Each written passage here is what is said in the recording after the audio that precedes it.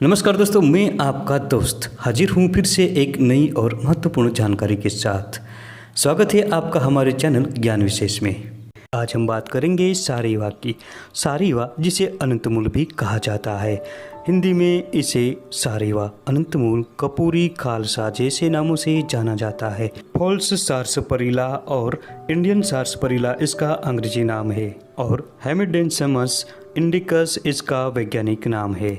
दोस्तों, अनंतमूल की एक लता होती है जो वृक्षों के आश्रित बहुत फैलती है। ये पंजाब, उत्तरी भारत के जंगल क्षेत्रों में, लाल मिट्टी युक्त कीचड़ वाली पहाड़ी भूमि में तथा भारत के ज़्यादातर इलाकों में पाई जाती है। ये लता ज़्यादातर जमीन पर फैलती है। ये बहुत लंबी बढ़ती है और इसकी किसी भी शाखा को तोड़ने पर दूध निकलता है और चिकनी होती है। इसकी शाखाएं लंबी, चिकनी, अनेक और पतली तथा गोलाकार होती है। इसके पत्ते 3 से 4 इंच लंबे तथा जामुन के पत्तों के सदृश होते हैं। इन पत्तों पर सफ़ेद रंग की लकीरें दिखाई देती है। इस लता पर दो जोड़े में विपरीत दिशा में फली लगती है। इन कच्ची फलियों को तोड़ने पर भी अंदर से दूध निकलता है। यह जब पूरी तरह पक जाती है और सूख जाए तब तोड़ने पर इसमें से रुई के समान रेशे निकलते हैं। इसकी जड़ें टेढ़ी मेढ़ी और लंबी होती है।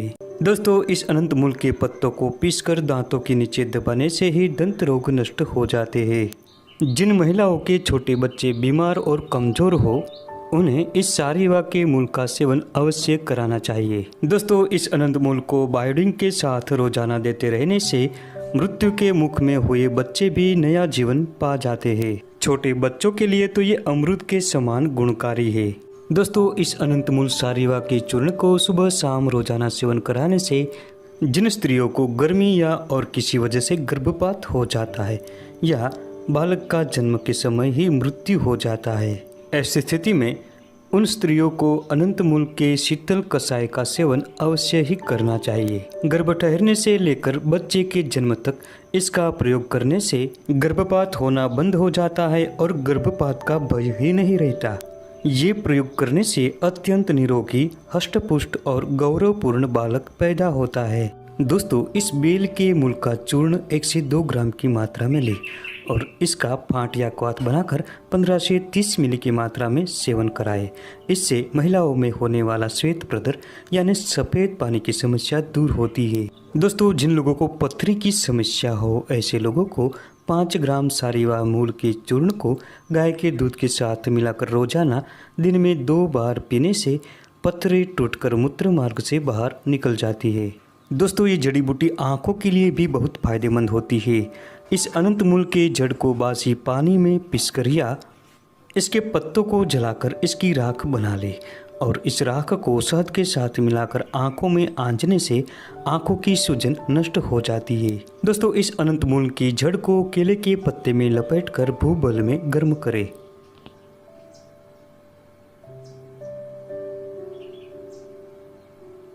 जब केले का पत्ता जल जाए तो जड़ को निकालकर भुने हुए जीरे और शक्कर के साथ मिलाकर पीसकर गाय का घी मिलाकर सुबह शाम रोजाना सेवन करें।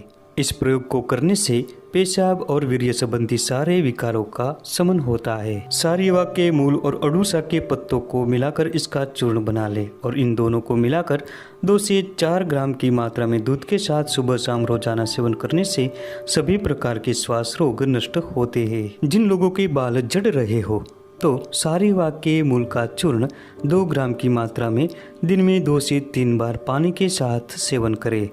इससे बालों का झड़ना जल्दी ही बंद हो जाता है। दोस्तों, सारीवा की जड़ का चूर्ण 3 ग्राम की मात्रा में शहद के साथ मिलाकर दिन में 3 बार सेवन करें।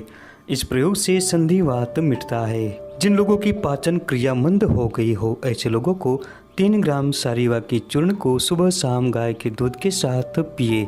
इससे पाचन क्रिया मजबूत बनती है। ज़्यादातर औषध कार्य में इसकी जड़ का ही प्रयोग किया जाता है। अगर पेट में किसी भी प्रकार की खराबी हो तो इसकी जड़ का चूर्ण 3 ग्राम की मात्रा में पानी में घोटकर पीने से पेट का दर्द दूर हो जाता है।